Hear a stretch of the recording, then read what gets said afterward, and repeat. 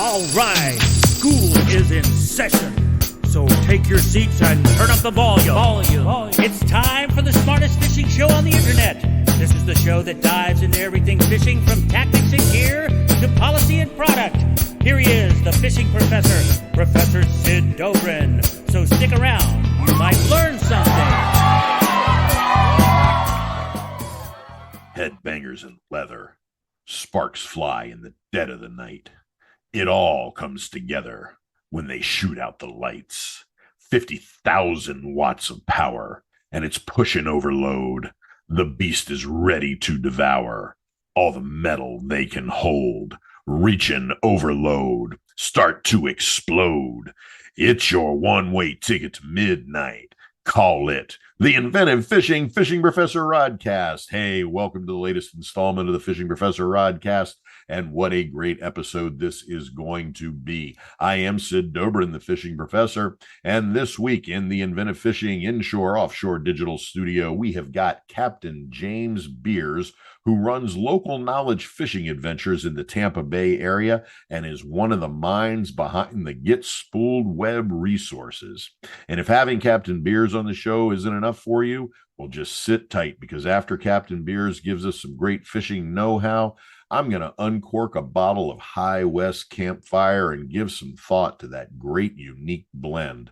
And then, if you haven't already gotten your money's worth, we'll just keep the Rodcast playing, because I'm going to flatten things out a bit and get my sights set on the doormats and count down my top 10 lures for targeting flounder.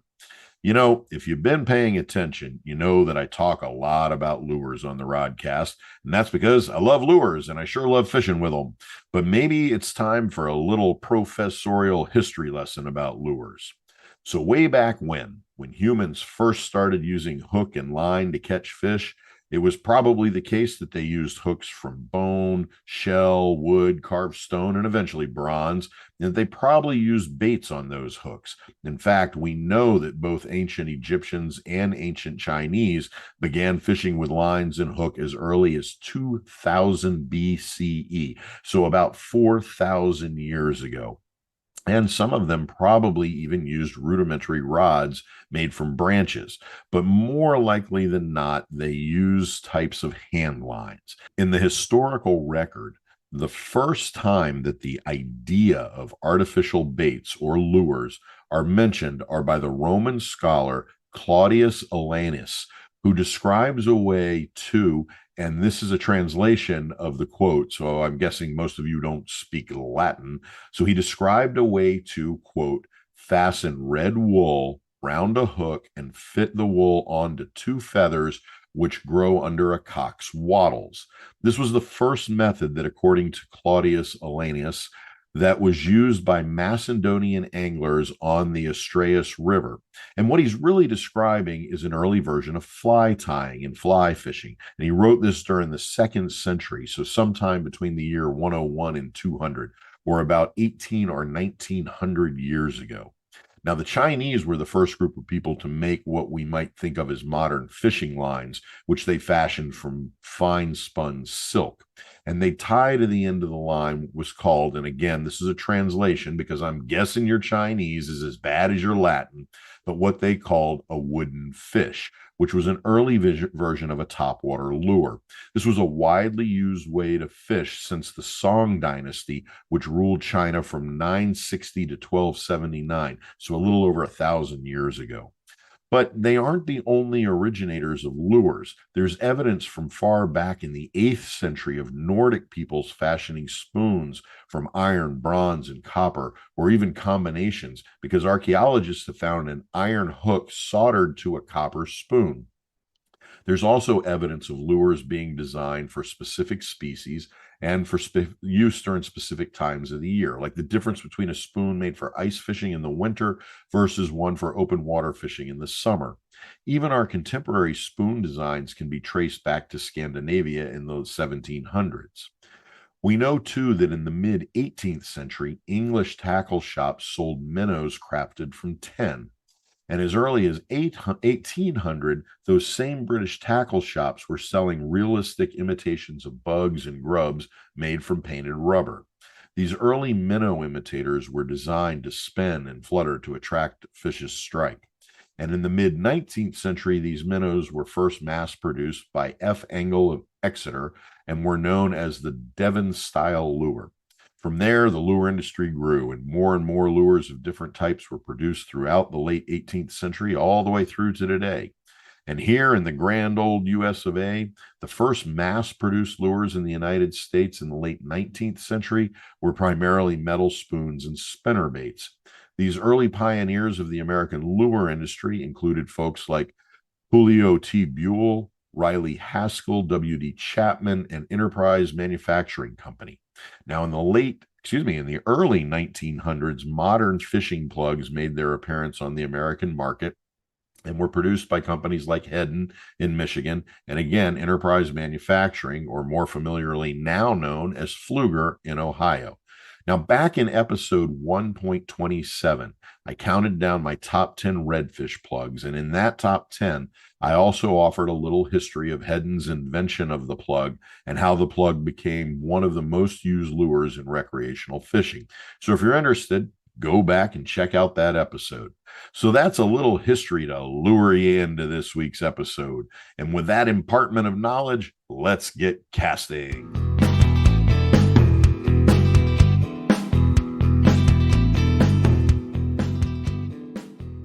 All right, my listening crew, we have got another great conversation headed your way this week because I am fortunate to have Captain James Beers in the Inshore Offshore Digital Studio today. Now, Captain Beers runs local knowledge fishing adventures in the Tampa Bay area and brings more than 25 years of fishing experience to his guiding expertise. He is also one of the minds behind the Get Spooled web resources that provide weekly information about fishing conditions around the Tampa Bay area, with information about rigging, bait selection, fishing techniques, and a lot more. He's also a contributor to the Tampa Bay Outfitters Fishing Report, and for those of you who are in the Tampa Bay area, you should know TBO over near the corner of Howard and Swan near Hyde Park, a few blocks up from Burns. And man, I could go for a Burns steak right about now. But to stay on track, Captain Beers is an advocate for angler education and is always eager to help anglers improve their own fishing. And I am excited to pick his brain today for some pro-level angling advice. Captain Beers, thanks so much for being here and for being on the Rodcast. Oh, my pleasure. Thanks for having me, Sid. So I usually start the conversations here by asking for a bit of background from my guest, a bit of that origin story of your fishing life. How did you get into fishing and what led you to shifting your passion for fishing into a career? Well, the short version, I guess, I've been in the Tampa Bay area just about all my life. And, my dad was an avid bass angler from Michigan. And, so when we moved down here in the early 80s, we just started poking our heads around and both of us fell in love with it. By the time I reached, 12, 13 years old, we'd moved to the water on the Alafia River and bought a boat a year later, and it was no looking back at that point. So it's been a long time for me. Yeah, I mean, and what a great area to do that in too, right? From being down on Alafia, that whole area, the whole area of the bay is a broad territory for you to fish. I mean, ranging from up in old Tampa Bay in the north, Hillsborough Bay, down to Fort DeSoto, Teresita, Anna Maria, Cockroach, Whedon, Skyway. I mean, there's a lot of area and a lot of possibilities there. So as a guide, where are your primary areas for taking clients? Well, you're right. And, it's an area that I don't think you can ever fully explore every inch of it, but I'm generally based out of like kind of the middle Bay area. So near Gandy, West Shore. That's where I'd run the bulk of my inshore trips where we're targeting, kind of like that Tampa Bay slam, snook, trout, redfish. However, when tarpon's in full swing, I'm leaving out of St. Pete and Anna Maria all the time. And, I'd say that I got my, first level knowledge in Ruskin, and I like being, on that South Shore of Tampa near Cockroach as well. So it's all in play for me, but generally out of Little Harbor and Ruskin, O'Neill's and St. Pete, and out of the Gandy Boat Ramp or Hula Bay in Middle Tampa Bay. All fantastic areas I know quite well. So going back then with that broad kind of spectrum area, and given that growing up on the water, what got you to shift from making that a recreational thing for you into a professional thing? So it's always been a huge passion of mine. as soon as I returned from college, it was straight into doing some tournament fishing, spending just about all my free time when I wasn't working on the water. And I realized that I was going to be at my happiest if I could make a living out of it. So, got a 14-year-old daughter. We had to get things rolling as a family early on. But when my son was born, he's 8 now. Fortunately, I have a great partner who convinced me that it was time to pull the plug and make that leap into it. And it was just something I had a lot of faith in. If you really love it and you're really passionate about it, I think that you're going to be extremely motivated to make something like that work. So had a lot of confidence, a lot of support. That's fantastic. I love how you use the word passion there, because I think for a lot of us who, whether we fish recreationally or professionally, that's really the defining kind of word, is that there's a passion here. It's not just an activity. It's something that you're devoted to beyond activity. So over the last 25 years, given that broad range of the Bay Area, what have been some of the biggest changes you've seen to the Bay and to the fisheries in that Bay? Well, I mean, you could ask that question and you could probably go 2 different routes, and I'd call both an extreme. You could choose to focus on some of the deterioration that we've seen. You could choose to focus on some of the positive management that the state has done to make sure that they protect the resource. So, I think the change is that I focus on as a fishing guide that I want to talk about is probably like the fish behavior. As we've become more populated in this area, there's more traffic on the water. There's more anglers than ever. Fish behavior changes, and I've seen that certain patterns that I could rely on, a decade ago, 2 decades ago, have altered greatly. And that's not saying that the fishing is any worse or really any better. It's just change in how those fish behave, where they want to stage, and the things that you need to do if you want to have consistent success. That's really interesting. It's a good way to think about it. It's also interesting, I think, of whenever I ask that question of people in the Bay Area, there are 2 different kinds of approaches.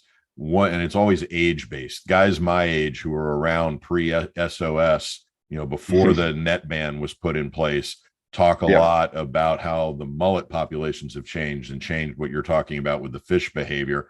And then a lot of the younger guys for whom that lack of mullet was never part of their fishing, always talk about other things, like you say, the degradation, the overpopulation. And so it's always a very different kind of chronological approach also. So sure. One of the things I really want to ask you about too, given what you just said, and it's really my curiosity and my own experiences fishing in the Bay since the mid-90s, is about the shark populations in the Bay. Tampa Bay is notorious for having big bull sharks around, and all over the state, though, and in fact, all over the East Coast from New England on down, I'm hearing from lots of anglers who've been saying that shark populations have grown to be a nuisance, that you can hardly get a hooked fish to the boat without sharks smashing it.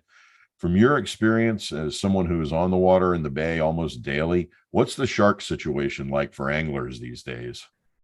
So, it is a nuisance. For me, it kind of always has been. And, that's part, I think what draws them inside the Bay is the uniqueness of the estuary, right? There's an infinite feeding resource for sharks, or really any predator for that matter.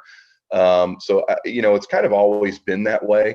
I will say that I think that as, the wildlife, and this includes dolphins, tons of dolphins, is that they really do adapt and get smarter, and they start to learn, our angling habits. And it seems like places like the Skyway Bridge, and I'm going to focus on tarpon for a second. So like the Skyway Bridge, like Egmont Key, like Beam Point near Anna Maria, kind of these tarpon hubs where there's already a huge population of fish. Well, the population of fish can be hard for a shark to target. You put a hook and line in them, now it changes the game and it makes it easy prey. So I think that I guess word is spreading throughout the shark community as well. But so I think that that's just something that, as these sharks, they live a long life and they return to certain places year after year, and they think, oh geez, well, this is a lot easier right here by this big structure or this big congregation of boats. Let's hang out here and see what happens. So it is growing. There are good years and bad years. This past year was particularly tough to get fish to the boat.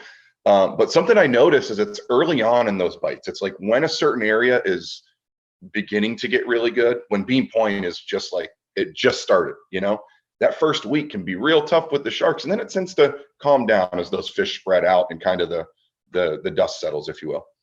Yeah, that makes perfect sense. I used to fish the Clam Bar just inside the Skyway quite a bit in East Beach and Fort DeSoto. And, it was always that fall bite that the sharks just seem to just jack up in the numbers right around there. You wouldn't want to land a Clam Bar during October. So, something interesting, Sid, is, I spend a lot of my time fishing Upper Bay, and, when tarpon isn't full swing, I like to get up in that Safety Harbor, Double Branch, Old Tampa. And that's an area that I would say over the years, I hadn't been accustomed to seeing a ton of bigger bull sharks. We get a lot of the flats shark species, but a lot of the bigger bull sharks you wouldn't see as much. This past spring and summer, with as many Jack Crevalle that have moved up in there, I've seen more than I ever have up in that region.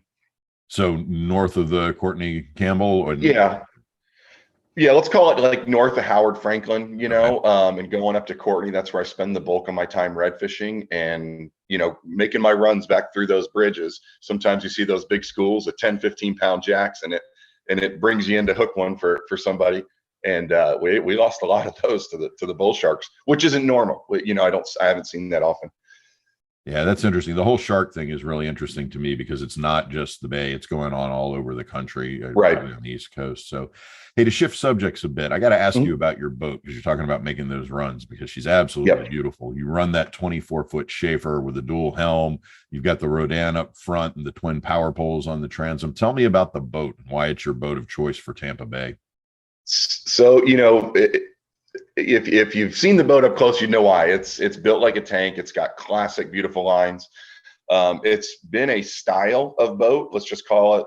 I think that most would label that the original West Coast style bay boat. It comes from a lineage of older aqua sports pro lines, where it has a closed transom, kind of that Carolina flare up in the front. But Ben Schaefer in particular has really mastered the build. And his slogan is, for those that know the difference, it's just a boat you can count on, and it's not going to break down on you. And while it is beautiful, functionality makes it perfect for me because I do make long runs, and I'm willing to go wherever the fish are. And as you know, the Bay can stir up in a real quick. And being able to handle a 2-foot chop and stay comfortable means everything. Furthermore, having a boat that can be comfortable in a 2-foot chop and do it year after year, 1,000 hours a year it's a 2004 hull, so it's got some life in it, and not have a single stress crack. That's everything to me. It's just, it's one thing I just don't have to worry about as a guide. Yeah, she's a beautiful boat. There's no doubt. Thank you. I do want to ask specifically too about the boat, but also the power poles and the Rodan, and point out Schaefers are built in Tampa. Power Poles, another great Tampa company what Robert Shamblin's done with that company is just fantastic. And even Rodan is pretty much a local company, just based south of you in Sarasota. Could you talk about the local connections you have with the gear like this boat, trolling motor, power poles? So we're blessed to have that in our area, and the support of those companies to not just the fishing guide community, because it's real easy to offer discount and put something on the back of the boat, but these companies support anglers and far and wide, and they've built their reputation on their service after the sale. But the coolest thing is, that's all fine and dandy, right? It's, have a great product, have a great warranty, company that stands behind it. Awesome, great start. The coolest thing about them, though, is they're really putting in the time to work with anglers, to work with boaters, to refine the product, to make the product what it is, so that you really don't need to depend on that after the service sale. It's a great safety net, but they're out there using the stuff themselves. They're out there testing it out on boats that get used and abused, and making sure that their product year after year is the best that it can be, because those products demand a pretty penny, and it's no small investment. However, having that reassurance that it's a good investment, and once you get to use it, you'll know makes fishing, it really changes the game. With a sport that's getting harder, year after year, those tools make it just that little bit easier. I couldn't do it without them. I couldn't do it as well without them. Well, I love that you're able to make those local connections. And, speaking of local connections, you're part of the Tampa Bay Outfitters Fishing Report. Could you talk a little bit about that and what you guys do with that? Yeah, I will. So it's been a long before I got involved with it. It's been a resource for, let's call it like that West Central Florida fishing community. It was kind of born as a radio show on a local AM station with Captain Jason Preto and some of the older salts that are in our community. And it's been something that's kind of just passed on to different fishing guides over the years. And now between my buddy Travis Yakel and Rick Lyles and I, we've kind of maintained it over the last few years. And it's just to kind of backtrack to that passion that we spoke of earlier. It really requires it to be consistent and do that week in, week out. And, we don't ask a lot in return. It's not a for-profit thing by any means, but what it is it's a great sounding board to tackle and discuss anything going on in Tampa that has to do with fishing, preservation, boating, and it just brings that community a little bit closer. And honestly, something that it kind of evolved in is as our state is receiving more and more folks from other states. It's kind of a great starting point to get themselves into the conversation. Folks that have angling experience from everywhere else and really want to get their head in the water here, it's a great place to start. So it's just a lot of fun, and we love doing it. We love talking fishing, obviously. Yeah, of course, that's great, and it really is a great resource. And you guys offer up tons of kinds of advice on that report. So with that in mind, I want to get some other advice from you, and I want to get you to talk about a few Tampa Bay target species and get your advice and guidance for targeting these fish as a rich fishery as the Bay is. But there's no way we can cover all of what and all of the species in the Bay. So I want to target those 4 primary sport fish that people come to the Bay for. And let's start with a fish that you've really earned a reputation as being one of the best guides in the area for finding and catching, and that's redfish. Talk to me about red fishing in the Bay and the James Beer redfish philosophy. We have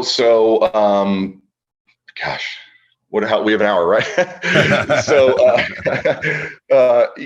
red fishing is one of those things that for me has always been at the forefront of what I'd like to personally go and target, right? And it's an experience that when you catch them, when you get into them really good, that I think is the pinnacle of what the experience I can share with the customer. For me, it's kind of about the pursuit of it and really refining that. And what I mean by that is there are a lot of locations that you can go and have a really high chance of catching a redfish, and at the same time have a really high chance of being next to another boat or several.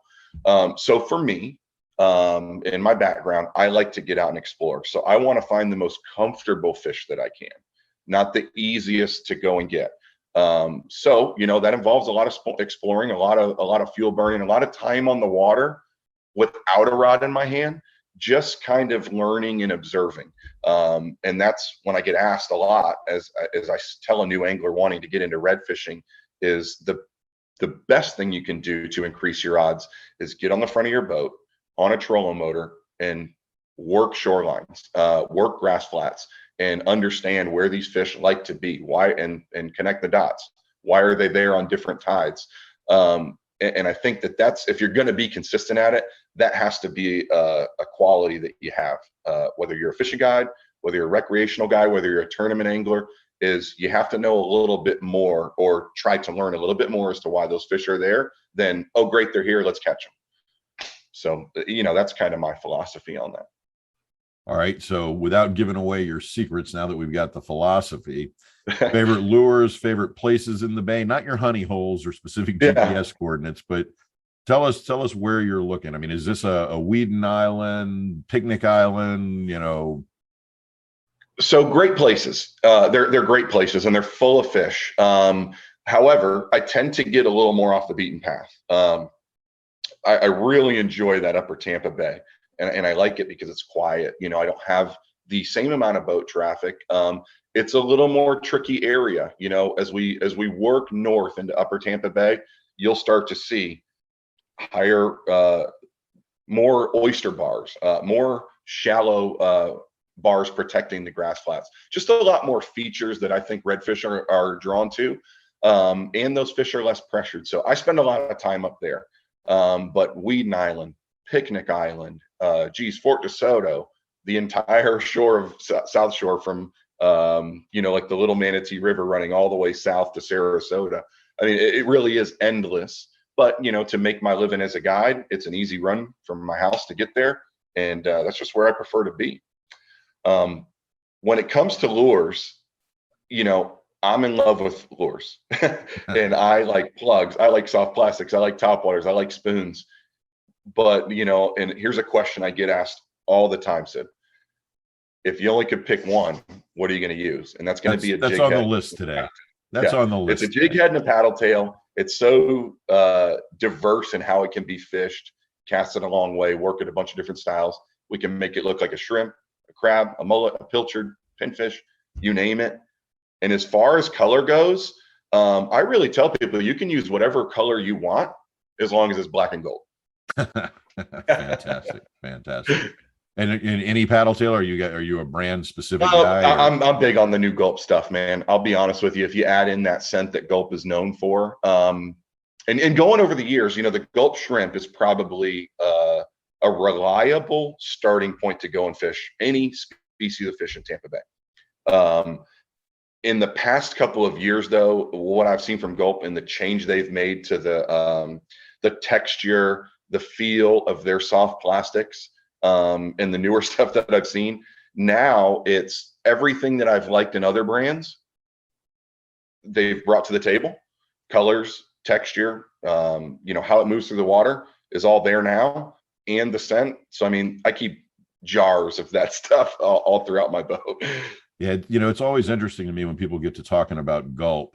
There's the camp that always nose up, Gulp, yeah. And then there are those that, like you, who are big fans of Gulp. But for so long, I did a lot of tournaments in the Bay, redfish tournaments in the Bay. And there was always this sort of secret motto is if you're not catching something, then you go to Gulp. And I never understood why we didn't just start with the Gulp. You're right. And I'm familiar with that same statement. That's kind of what we always said. Yeah.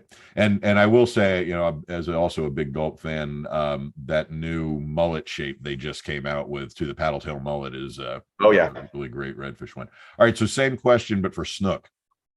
Okay. So for snook, it depends. Like, snook fishing in Tampa Bay is probably as good as it gets. I mean, there's nothing I can count on more as a fishing guide than going and catching and releasing snook. It's fun. It's fun for every age. They're fun in every size. That's really a great fish, and they're generally a little more cooperative. And the coolest thing about them is that where they differ from redfish is that you can kind of choose how you want to go about snook fishing. Do we want to go fish docks? Do we want to go fish bridges? Do we want to fish the flats? Do we want to fish that country and explore the endless terrain that Tampa Bay has to offer that really is tough to see anywhere else? That's kind of why snook fishing is, I'd say, my charter business almost built around catching and releasing those. So I think that your options get a lot more broad when we talk about snook, and the bait choices get a lot more broad as well. Plug fishing, though, probably is my favorite. I think it's the most exciting, is to see a snook, which I always call a bass on steroids, come up and grab a plug like no other fish can is quite a sight to see, and it's a very intense experience. What about the big boys under the Gandy? Yeah, so the big boys, for those, I'm going to need a big pinfish. I like a big pinfish. There's a tournament, Tighten the Drag, that's it's a great fundraiser for spinal injuries, and it's organized by a family that's here in Tampa Bay, and they do such a cool tournament in the spring and fall, and it's an overnight slam tournament.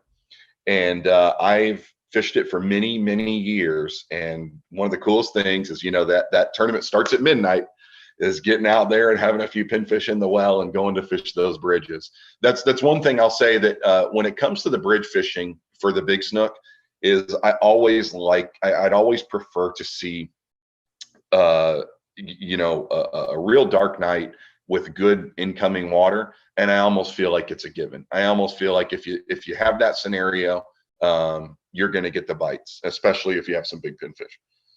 Excellent. Yeah, I love night fishing under the Gandy. It's just something else. So, all right, speckled trout. Speckled trout. So a lot of conversation about speckled trout lately, Sid. That's a fish that right now we're seeing a lot of changes with. We're seeing a lot of changes, and I've had a lot of conversations with this on our show, Get Spooled, with other fishing guides in the community, with the wildlife management. Trout has become a little more difficult, especially if you want to get bigger trout. And I'm not totally convinced that's a population thing, but I'm noticing that trout, where where you'd expect them to be, they're not there as much as they once were. However, the canals, especially residential stuff, that have a little more depth working in and out, boy, have they really kind of grown to like that more than I see them on the grass flats. As a kid and as a teenager, and even as an early on in my fishing guide career, you could really go and hit kind of the deeper edges of grass flats, Rocky Point, Big Island, Weeden Island, and really know that, man, I'm going to get my trout bite today. Everything's right. The water's clean. It's moving. It all sets up perfectly. It's less dependable right now. And like I said, fish behavior is changing. And if you can pattern it, you can be good at it. Now, what I'm doing is I'm searching out those popular areas around, these predictable great areas, and going into the canals that surround them, the mouths of creeks, anything that offers maybe just a little bit more depth, and finding a lot of success doing that.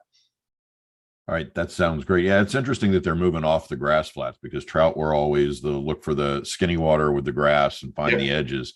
And now that you're saying moving into those canals, those man-made canals, that certainly changes the fishing all around there, around Bayshore and that whole area too. So I do want to fortunately for those trout, there's a lot of that exists hand in hand, so that's why I say when we talk about populations, I wouldn't say the population is widely down.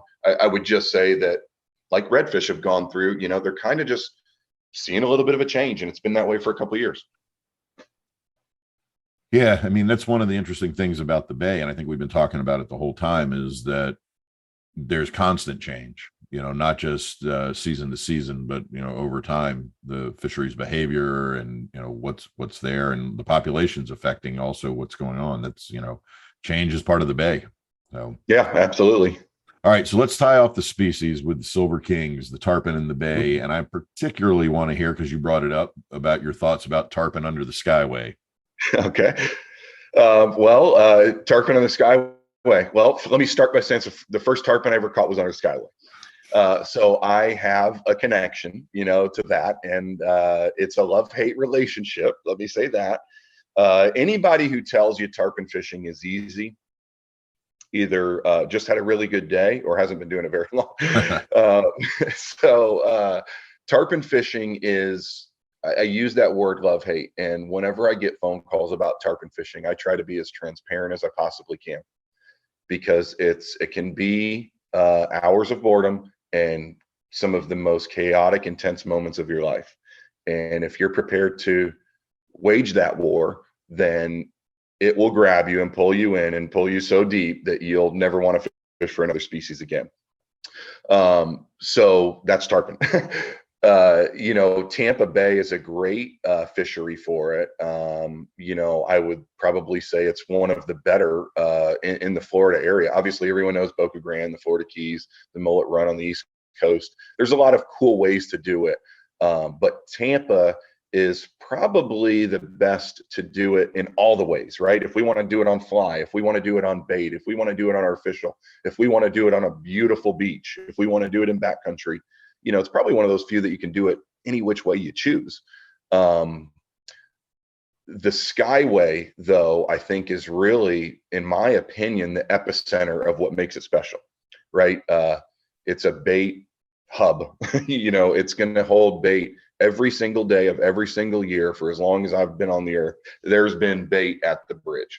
That makes it a great resource for tarpon who are coming in here with a voracious appetite. That's what they're here to do. Take some reprieve from their journey, come in here, gorge, and then go offshore and mate when it's time. And everything they want to eat is here: crabs, pilchards, mullet, threadfin, ladyfish. Goodness, you name it, it's all here. And the Skyway, I think, is really what holds that prey, and in effect holds the predator.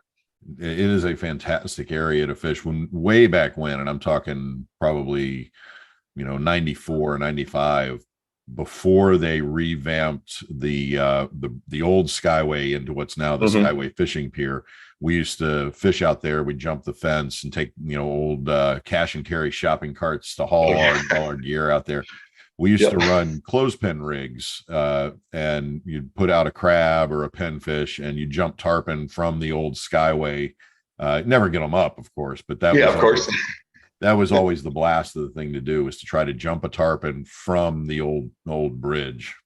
Oh yeah, I can tell you, there's a community of anglers, and they might have more fun tarpon fishing than anybody I know that still do that. And obviously, no, they're landing the fish is probably not going to happen, but the excitement of it is what they're all about. It's just pure love for doing it, and they're still out there doing it to this day and age.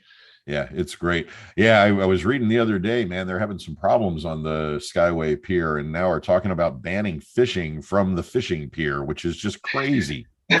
Yeah, it's it's nothing new for me. It's kind of a topic that resurfaces every so often. You get a bad apple in the bunch that it does something that just won't make sense to anybody else, and they need to be held to account. But it is what it is. I mean, the folks that go out there are doing it because they just love it, right? It's and they're all great stewards of preservation, conservation, whatever it is. But every now and then you run into some issues, and just got to be dealt with. But I couldn't imagine them ever closing that. Yeah, I mean, that's why they refurbished it, was specifically so that guys like me weren't jumping the fence and going out there with all the broken bottles and right. No, it's a fantastic pier. So hey, you brought it up, and I meant to get to it earlier, but tell us about Get Spooled. Oh, well, so Get Spooled. So actually, it's a good time to talk about this, because we're going through kind of a transition as a group. But what it is, it's really just an educational based live fishing report that in the past we've done weekly. And the way our businesses and home lives are going, we're going to beef it up, and our goal is to go to monthly. And we're talking to a huge local player in the fishing community, Mastery Engine Center, who's a big who's a big player in the Suzuki repower market, which we're all blessed to be a part of. And we're looking at changing locations, so we'll be over in St. Pete, and to go to a monthly show, which is going to give us a little bit more time to kind of gather all of what's going on in the water, bring it to you in an organized fashion. And at the same time, with being on site with them, we'll be able to tap into their technicians. And, because boating is also becoming such a huge sport around here that people want to know about. It's not just the fishing side, and there's a lot of great information that we'll be able to tap into with them. And we're kind of in the midst of that conversation and rolling that out. So stay tuned on that. But I can tell you, at its core, it's about the angler. It's a show that's about the angler, informing them, educating them, creating discussion around topics that affect the bay. And that's what we'll always intend it to be that way. Excellent. Yeah, I mean, from what I've seen of it, it's a great show already. And to be able to bring that level of focus. Hey, speaking of St. Pete, since we were talking about tarpon, you ever get out toward Honeymoon and Caladesi and, salt the earth there for tarpon? So yeah, so I have an old friend who's spent his time as a guide here in the Keys in Colorado, and I can tell you that I don't that often anymore. But I have a friend, Jacob Hill, and he's spent a lot of time doing it. And I can tell you that they have a special tarpon fishery up there. And I personally think, especially the way you beach fish up there, it's been something that in my time I've spent a lot of time fly casting to the tarpon up there. And usually when somebody asks me about fly fishing for tarpon, I'd say, yeah, you can do it in Tampa, but if you want to catch one, go up to Honeymoon, and do it there. It's a great fishery as well. Some great passes that come in off that beach that make it, that make those tarpon want to work up and down those beaches. But it's beautiful. It really is. And that's when it comes to tarpon fishing. Tarpon fishing is great, but some of the scenery, some of the visuals that you get when you look at Honeymoon and Caladesi early morning, sun cresting, Egmont Key as the sun is setting and you're working an outgoing tidal flush, the Skyway, sun's down, it's all lit up, tarpon are rolling, you hear them. I mean, those are visuals and moments that are going to be imprinted on you forever. And that's also what makes it so special. Yeah, it's amazing out there. I love red fishing in that no motor zone around Caladesi. Just fantastic redfish around that island. Yeah. And as an avid fly angler, I can tell you that's worth the trip. That's worth it to get up in that area. Yep. All right. So with all this in mind, we've got the media, we've got the boat, we got the species. So let's talk about the gear a little bit. And, you just said a little while ago, you're a big lure guy. I'm a big lure junkie too. I do a lot of lure reviews on the show and things like that. But I also know that you're a big fan of Penn. And I'd like to hear about why you're dedicated to Penn's spinning reels and how you think about your spinning gear for the kinds of fishing you're doing. Okay. Well, I can tell you that growing up and in the Tampa Bay area and fishing exclusively saltwater, is getting dependable reels that are going to last. And that as a youngster working at Publix or wherever I've made my money in the past, when you invest that money, nothing's more frustrated than a reel breaking down. And if there's an environment that'll do it, it's the saltwater. And if there's a saltwater environment that'll do it fast, it's Tampa. You have so many different species when you go out.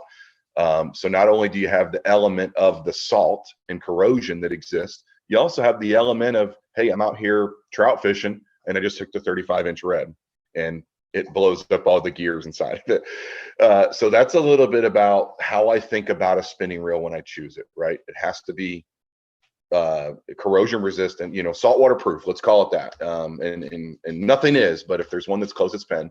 But it also has to be able to handle whatever I throw at it, right?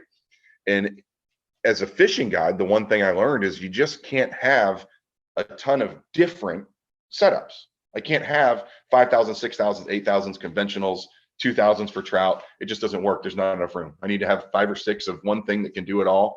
And that is a reel that over time, spending my own money on, has proven to me that it's going to outlast some of the ones that I've used in the past.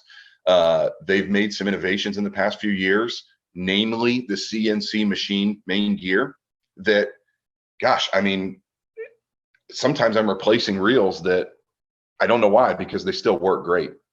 And that's after a lot of use and abuse. So that really is what it boils down to for me, Sid, is just knowing that I can put one size spinning reel, about a 3,000 on the boat, count on it. And if I run into something that's a big surprise, I've got a chance.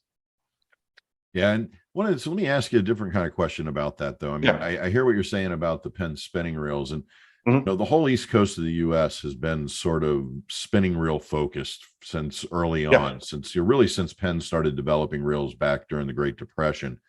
But on the West Coast, California, they're big into these low profile bait casters, and we're starting to see those make their way over here. Are you seeing any of, the inshore guides in Tampa starting to switch from spinning gear to the low profile bait casters? Well, so here and there, I wouldn't say that the fishing guide, well, who I'll tell you that type of reel is going to be aimed at is probably going to be more your sight fishing, exclusively artificial, and especially tournament anglers. And let's look at some of the best red fishing that we have in the Southeast. Let's look at Texas, moving east into Louisiana, up to South Carolina, all around Florida. Well, Texas and Louisiana, go over there and count how many guys are using spinning reels inshore. About none. They love the bait casters. Where I think that, like, when we get into my region, is that most of our fishing guides and most of our recreational guys have to use such a wide variety of baits and lures that the spinning reel, I think, without having an arsenal of different sizes with different types of line on them, is probably just going to be a little more effective. It's going to allow us to cast a shrimp with just a little split shot that doesn't weigh much, a big bait, a 3/8 ounce jig with a paddle tail, a top water, without having to worry about, oh shoot, this line is maybe just a little too thin, I don't want to backlash it, and tons of wind, and I think that's where the spinning reel just tends to dominate this region, is for that reason. Yeah, that makes perfect sense. I hadn't taken the wind aspect of it into consideration, but yeah. And I was looking the other day at Penn's Fathom and some of the other level lines that are out there, thinking I might just have to start trying that for pitching top water or something. So yeah. And their newer, lower profile saltwater bait casters are kind of answering what the demands of what so many people have asked for so long, is to really bring that, what Penn's known for, and that's their toughness and durability, and make a really smooth, low profile, lightweight bait caster. And some of the new ones they're offering there in the past 2 years will just blow your socks off. Yeah, I'm gonna have to take a look at those.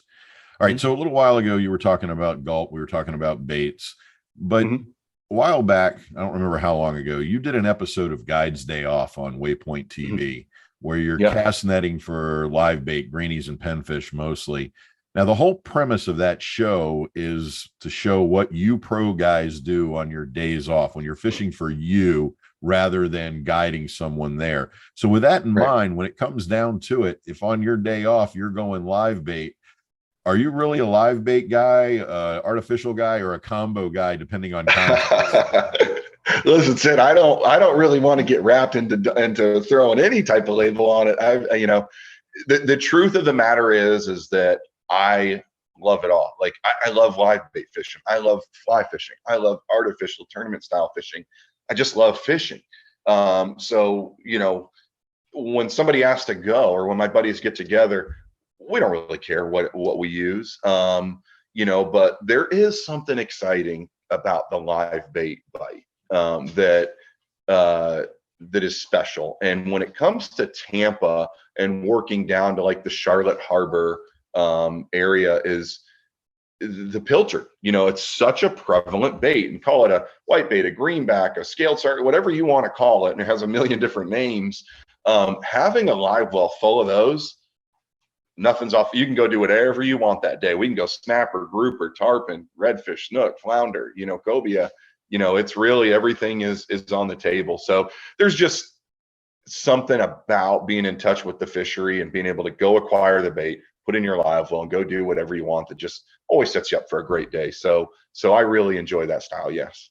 Yeah. So, I was thinking about that episode, and I've kind of guided the questions today to be about those bigger, more well-known sport fish, the redfish, the snook, the tarpon. But on that show, you guys are just having a blast picking up little gags and mangroves. And, and I love how excited you're getting over this. And I'm thinking, here's a guy, Captain Beers, who's known as this fantastic redfish guy, and he's literally giggling over mangrove snapper. And so I just love the whole attitude on that episode of that show. And, we haven't talked about Tampa Bay's bottom fishing fishery, and there are a lot of great snapper and grouper in the area, just as well as some of these other fish. Yep. Yeah. And snapper and grouper and bottom fishing is such I probably don't do a good job giving it enough credit, through my social media accounts and how I advertise my guide business. But not only is it fun, but it's a great way to put some food on the table, and it's delicious. And what's unique about Tampa is that Skyway shipping channel that runs in is a major highway for these fish that would never think about coming in the populations they do. But because that highway exists and gives them that 40, 50, and sometimes more feet of depth, it has turned the bay into a mecca of those species. And, I do a lot of grouper fishing. In fact, the late December, around Christmas, that's like some of my favorite time to do grouper fishing. Well, when I'm booking those charters, one of the questions I get all the time was, well, how far offshore are we going? How many miles? And I was like, well, none. Right. We're going to go right over yards. there. Yeah. And I don't know that many places can offer that.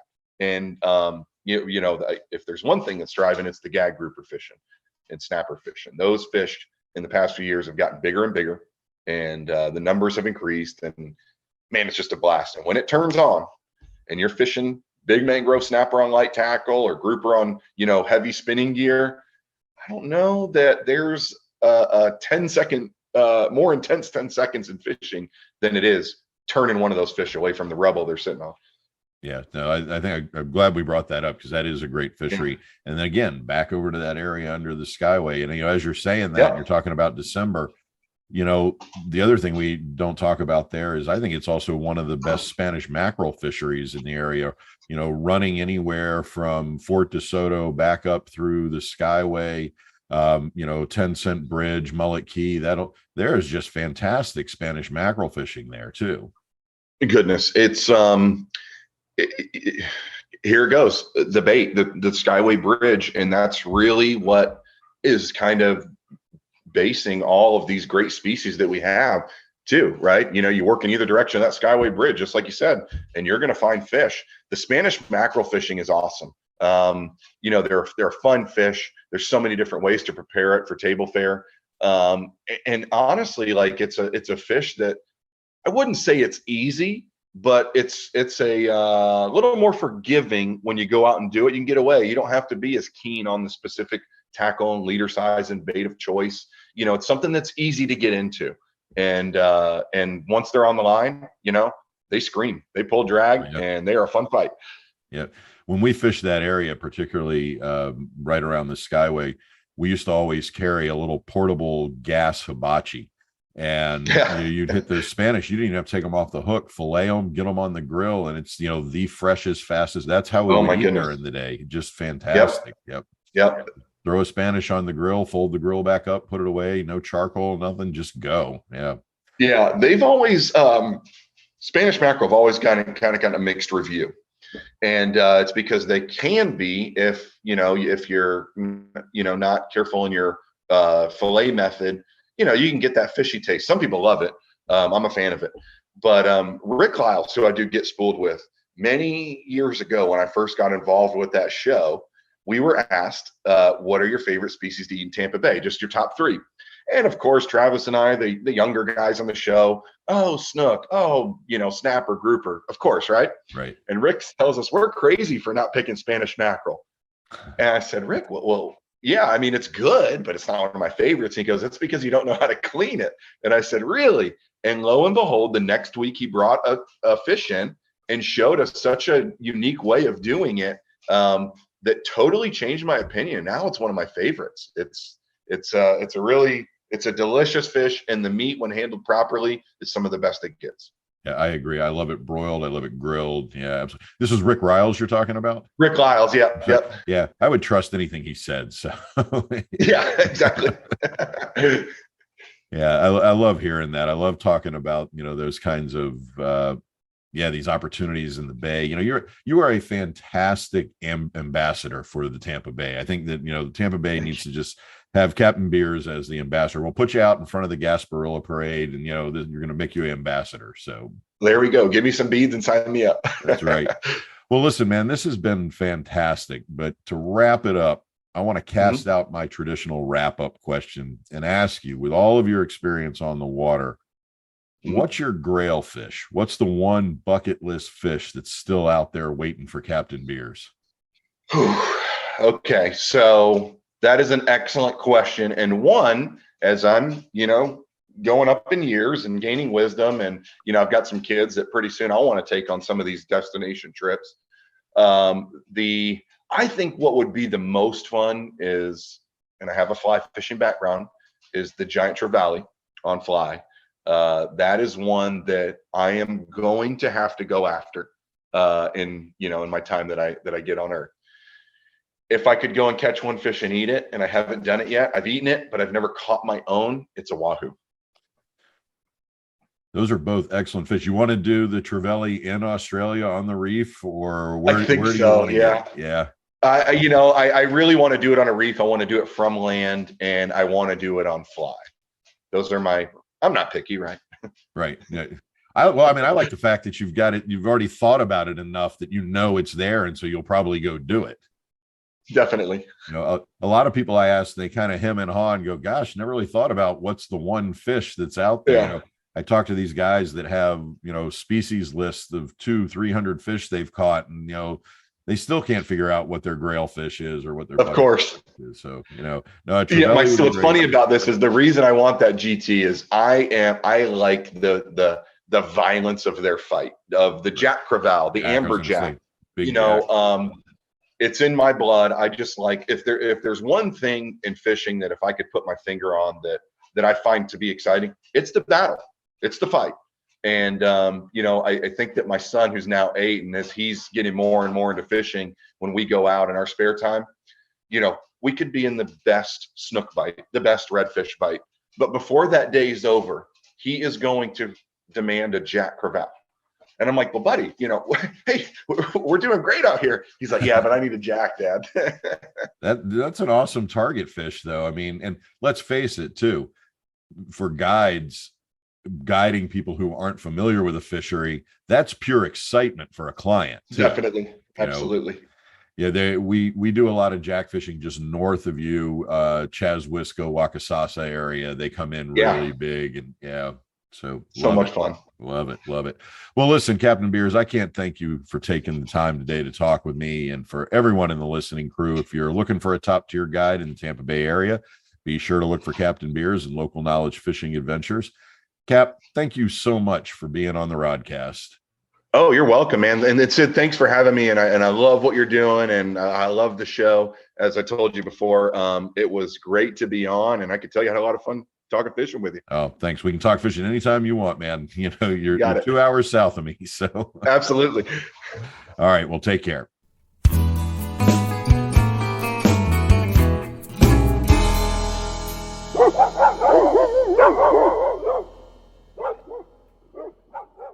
Indeed, I am in need of a bourbon break today, and this seems as good a time as any to pour a few fingers and sip liberally. So this week, I want to take a look at a blended whiskey from that great distillery out of Park City, Utah, High West, and I'll be thinking and drinking on High West's Campfire whiskey. Now, before I get to the Campfire, I do think the High West story is a story worth the telling, in abbreviated form, of course. You see, back in '04, David and Jane Perkins, both of whom are biochemists, were taking a tour of a distillery in Kentucky. They got to thinking about whiskey distilling and their own work as biochemists, and so they packed up and moved out to Park City, Utah. And in 2006, they founded High West Distillers and began distilling in 2007. They started off with a small operation run out of their garage, and then as their whiskeys became more popular, they expanded and have now become a globally recognized top-tier distiller. Now, you may be asking, why in the world Park City, Utah, which is generally known as a resort city tied to the Deer Valley Resort and the Park City Mountain Resort? It was also host to the 2002 Winter Olympics. But the Perkins picked this place because David was fascinated by the idea of the Old West. And because while most folks don't know it, Utah actually has a venerable distilling tradition that dates back to the 1800s. Now, obviously, I can't go through that full history here, but to set the tone and the context for High West's appearance in Utah, let me offer that according to a 1908 issue of the American Historical Magazine, There wasn't much record of how many distilleries were operating in Utah before 1862. However, when the IRS went into effect in 1862, the revenue collector's records show that between 1862 and 1869, which also happens to be when the railroads arrived in Utah, that there were 37 distilleries operating in Utah, and they were all owned by Mormons, including owned by Brigham Young. Now, you have to keep in mind that while we might knee-jerk react and think that the religious history of Utah and the Mormons and such might make distilling seem an unwelcome practice at the time. But the thing is that at the time, alcohol had a great value for medicinal purposes and was one of the most often used medicines. Plus, it was a way to turn food that would have spoiled otherwise into something of great value. So Utah actually has strong roots in the distillation world. That said, let's turn some attention to High West Campfire, which, as I said, is a blended whiskey made from whiskeys that High West sources from other distillers. And interestingly, unlike a lot of other whiskey makers out there that don't disclose the sources of their outsourced whiskey, High West has always been transparent about where their whiskeys come from. So the Campfire is a blend of bourbon, rye, and Scottish malt whiskeys.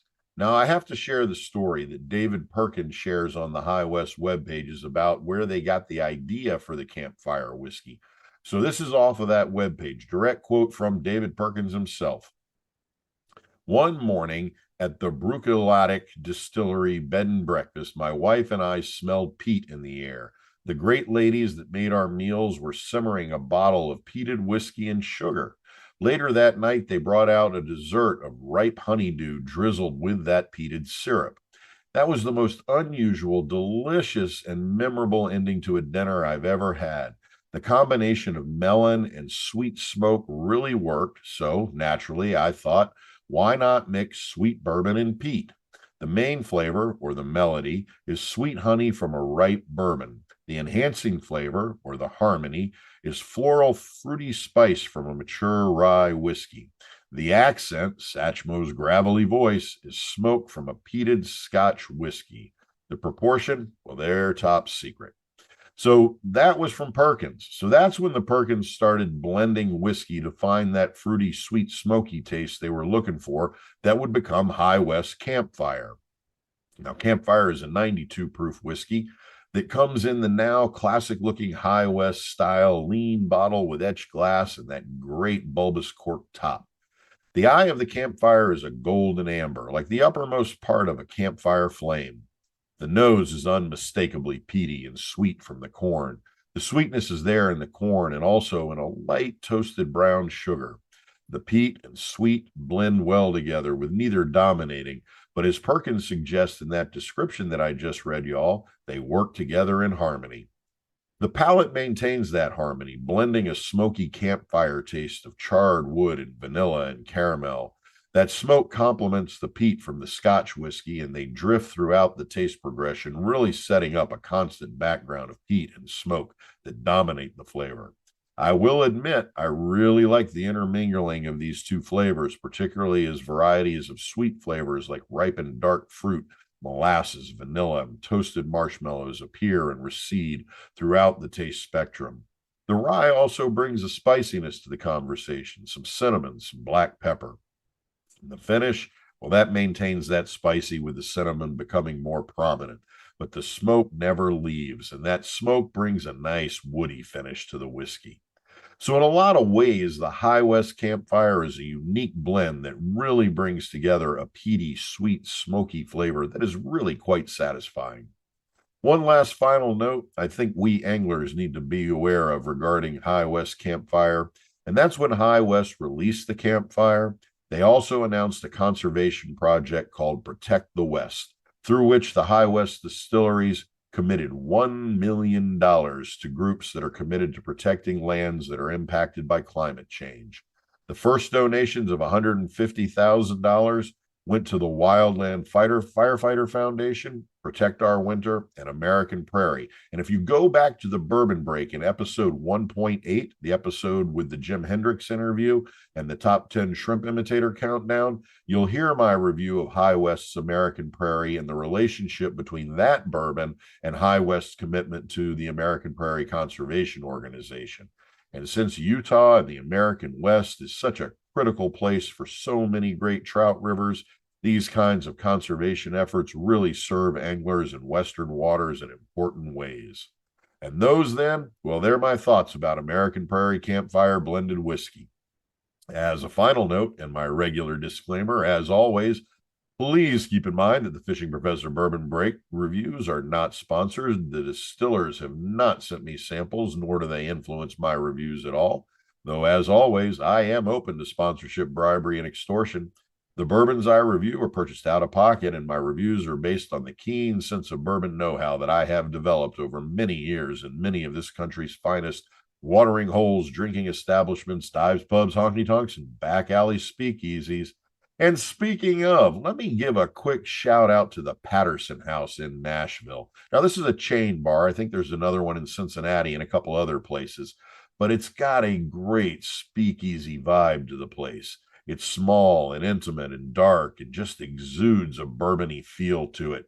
And they really focus on making great mixed drinks. I've only been there once, but I had to try their bacon old fashioned. And boy, am I glad I did. It's a one-of-a-kind cocktail that brings together those two great flavors of bourbon and bacon, which seem to me to have been made to go together since we're quite willing, if not eager, to dive into a rasher of bourbon-cured bacon. So why not a bacon-infused bourbon cocktail? Just a damn fine drink in a great bar atmosphere in Nashville. And so, may the winds of fortune sail you, and may you sail a gentle sea. May it always be the other guy who says, this drink's on me. As always, if you've got comments about this week's Bourbon Break, feel free to email me at sid@inventivefishing.com. And now, back to the rodcast.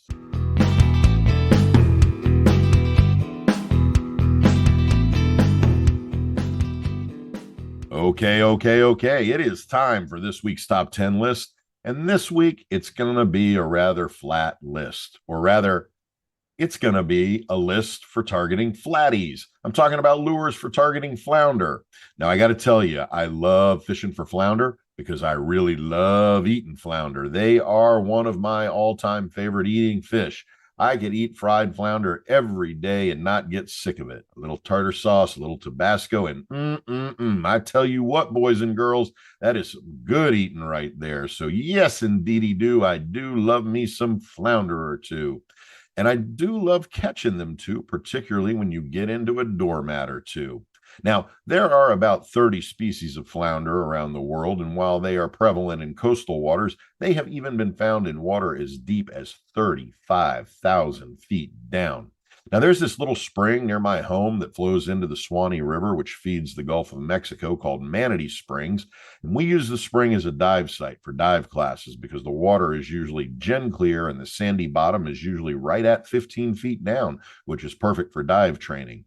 Interestingly, there is a freshwater flounder that lives in the sand around those springs that never grows to be more than about 4 inches across, and that can only be found in that spring, nowhere else. And I think that's kind of cool.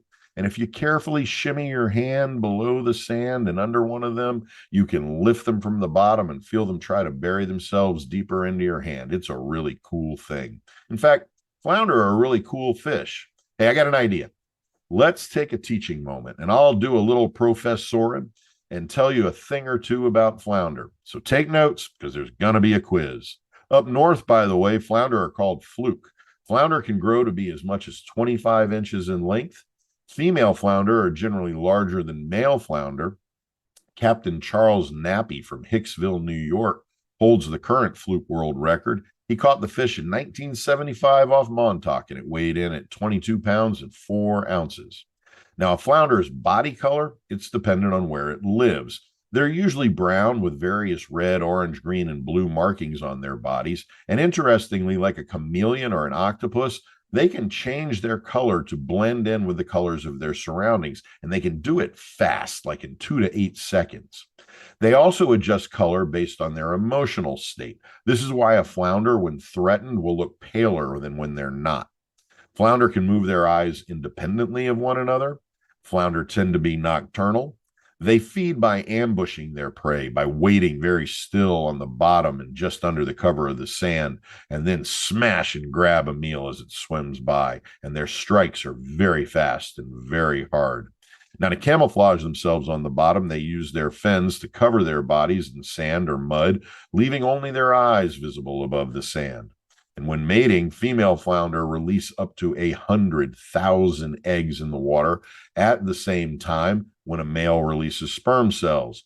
The fry hatch from the fertilized eggs after a couple of weeks. Oh, yeah, I do love that flounders start as fry and often end as fried. I would love to have a flounder fry right about now. Flounder fry look like any other fish, and their eyes are on both sides of their head. But after a couple of days after they've emerged, one eye starts to migrate to the other side, putting both eyes on the same side of the head, and they start to flatten out. And flounder can grow to be either left eye side fish or right eye side fish. Now, flounder live from 3 to 10 years in the wild. Hey, in an Animal House, Kent Dorfman's Delta Tau Chi name was Flounder, and he was played by Stephen First, who was from Norfolk, Virginia. And it was rumored he was a cousin of a good friend of mine, and he showed up at a party once that I was at in high school, which was weird because he was like 13 years older than me. But how cool was it for Flounder to show up at a party when you're 17 years old? Oh, yeah, there was some Disney character named Flounder in some animated movie about a mermaid or something. So that's some cool flounder information. But let's quit floundering around and take a gander at my top 10 lures for catching flounder. And as a reminder, the Fishing Professor Show is not sponsored by anyone right now, so there's no manufacturer influence on this list. It's my honest list, the flounder lures I really use. All right, to get us going, at number 10, I want to say that a white or chartreuse bucktail is fantastic. But I want to be a bit more specific because while a white or chartreuse bucktail is certainly a great flounder lure, I really have to give props to the TTI Blakemore's Roadrunner Bucktail Underspin. Now, this is a unique bucktail in that the head of the lure is bent at a right angle and the lower part of the head has a spinner blade attached to it. So the lure is kind of a hybrid bucktail spinnerbait. The rigging eye sits atop the head, giving the bucktail a great jumping action when jigged along the bottom. They are fantastically durable, and the red-white version is just a killer on flounder.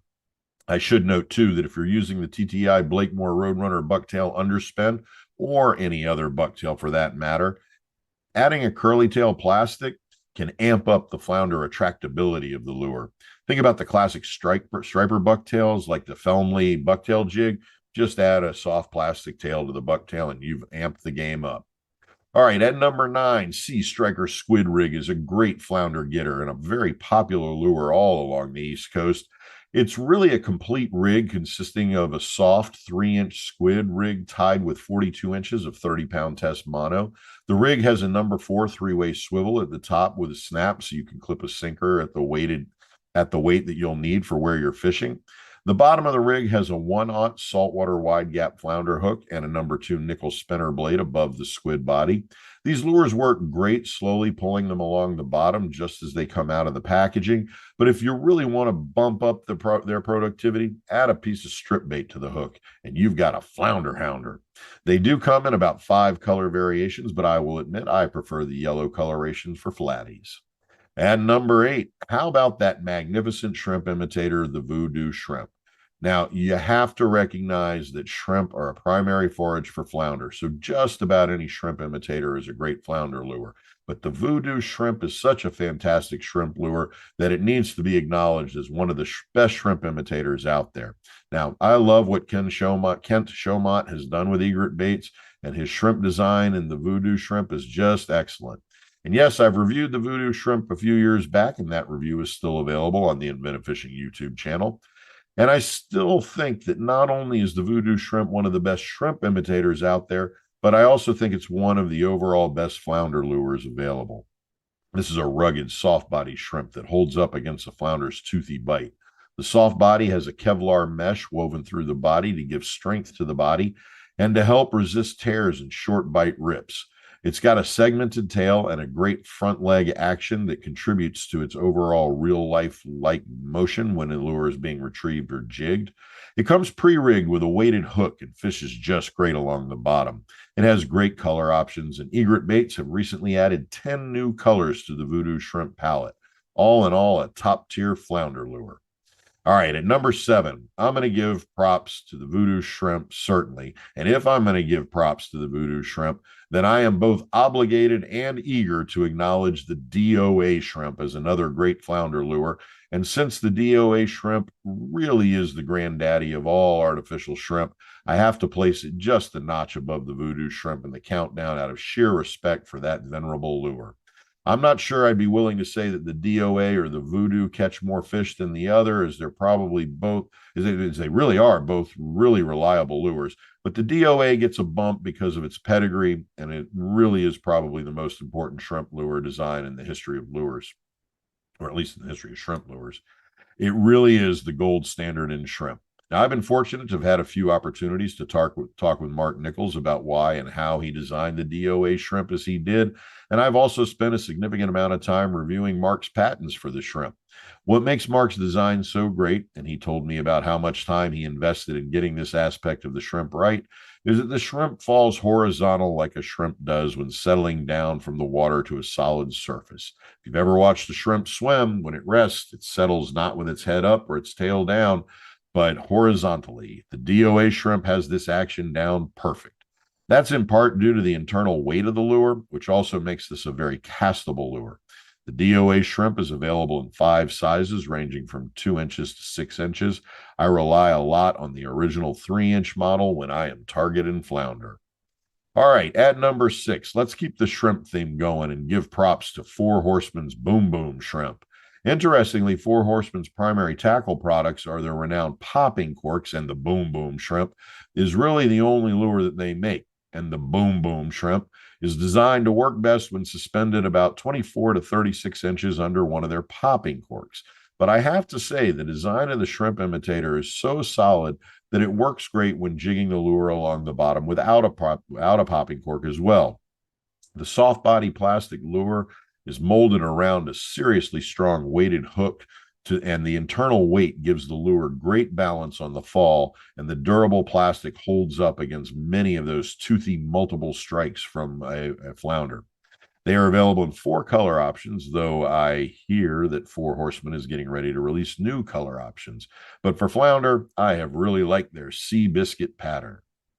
All right, at number 5, you can't have a flounder lure list without acknowledging H&H's original Flounder Pounder. This is a durable soft body lure with a unique design with a kind of grub-shaped front portion of the body, but then instead of a paddle tail or a curly tail, the Flounder Pounder has these 2 little stubby legs. The lure comes pre-rigged with a number 4 treble hook, which is embedded into the lure, and the 2 stubby legs extend between the bend of the treble hook, leaving the hook snugged in tight to the soft body.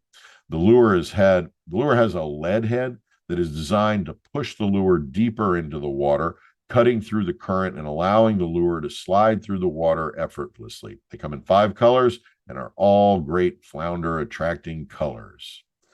Okie dokie, at number 4, let's jump back into our shrimp cocktail and go with another shrimp imitator that I have fallen in love with, not just as a flounder lure, but as an overall shrimp imitator. And given that I'm putting this lure above the DOA and above the Voodoo, you should take that as indicative of my respect for this shrimp imitator.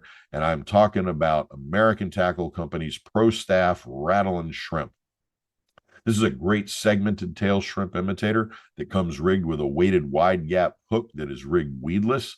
They're about 3.5 inches long. I say that because they're listed as 9 centimeters, which converts to 3.54331 inches.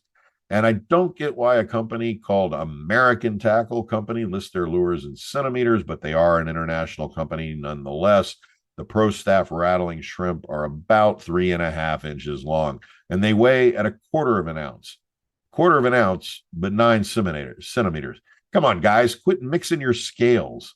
They come in 5 dynamic colors, each of which also has these great high visibility glowing eyes that I like.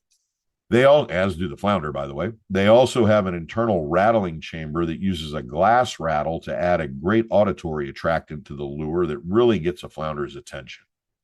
All right, add number 3. Let's go with Berkeley Gulp Alive Saltwater Swimming Mullet. Of course, like all Berkeley Alive lures, the Swimming Mullet is mostly known for its scent qualities and the powerful scent attractant the lure comes soaked in. I also like the design of the swimming mullet, particularly when rigged with either a jig head or a weighted wide gap hook that will let you rig it, the swimming mullet as a weedless. The lure has great tail action and will swim along the bottom in a flounder's strike zone very easily. They come in 16 color variations and really can be rigged just about any way you want.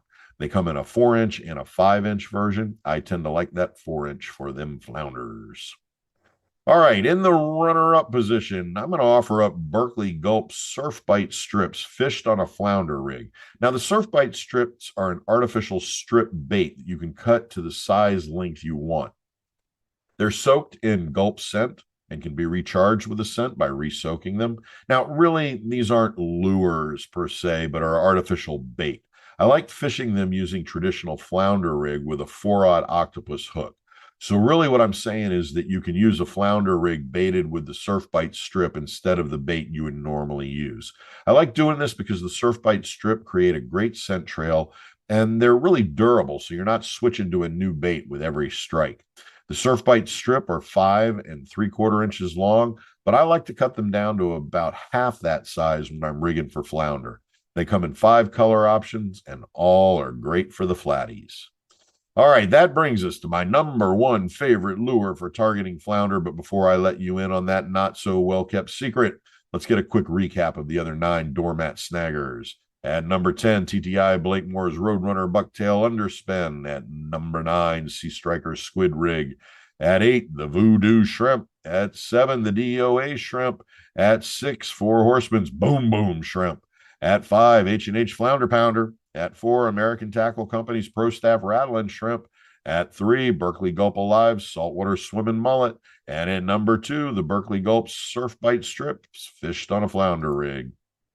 And that, my friends, brings us to my number 1 lure for flounder, and that is Fish Bites Dirty Boxer Curly Tail rigged on a spinnerbait.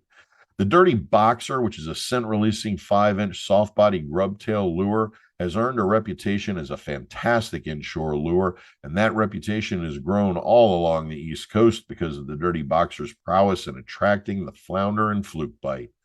These are soft-body lures, so you can rig them pretty much any way you want, jig heads, weedless wide gap hooks, so on. But I really like rigging these on saltwater spinnerbaits, like those that are used for targeting redfish and trout. Using a weighted hook, a spinner blade, and then running the Dirty Boxer slowly along the bottom or just above the bottom is a remarkably effective way to target flounder.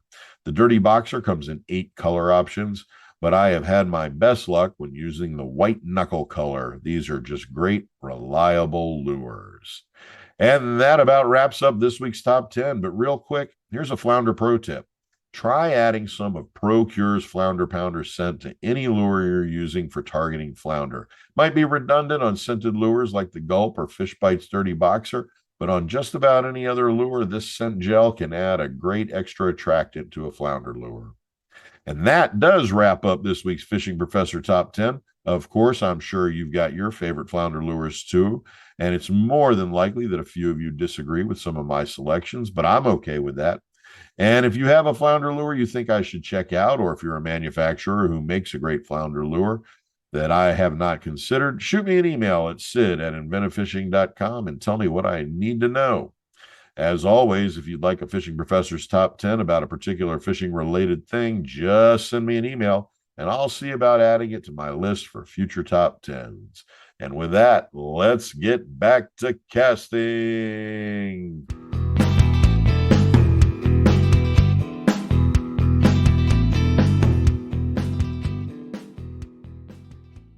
Well, my friends, as the great Bob Marley said, though the road's been rocky, it sure feels good to me.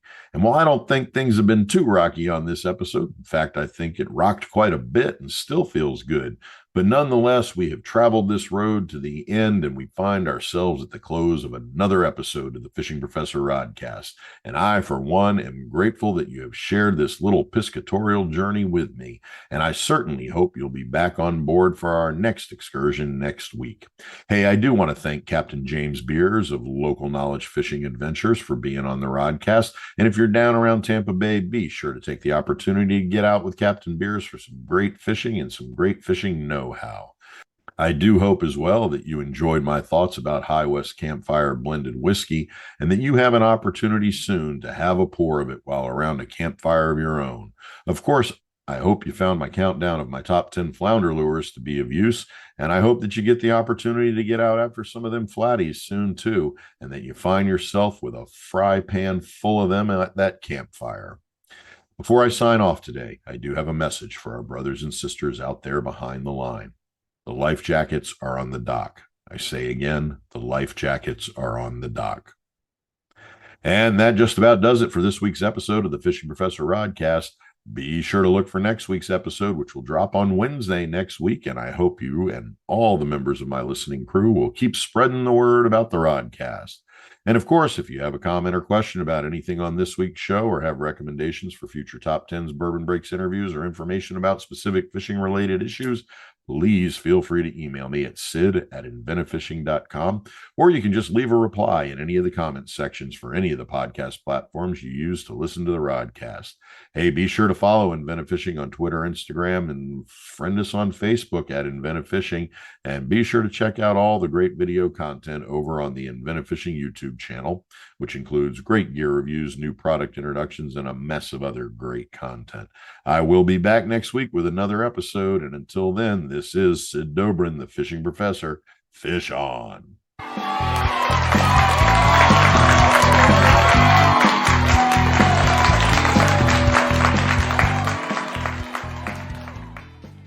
The Fishing Professor Show is copyrighted by Inventive Fishing, LLC. Any rebroadcast of the podcast without the consent from Inventive Fishing, LLC is strictly prohibited. Fish on!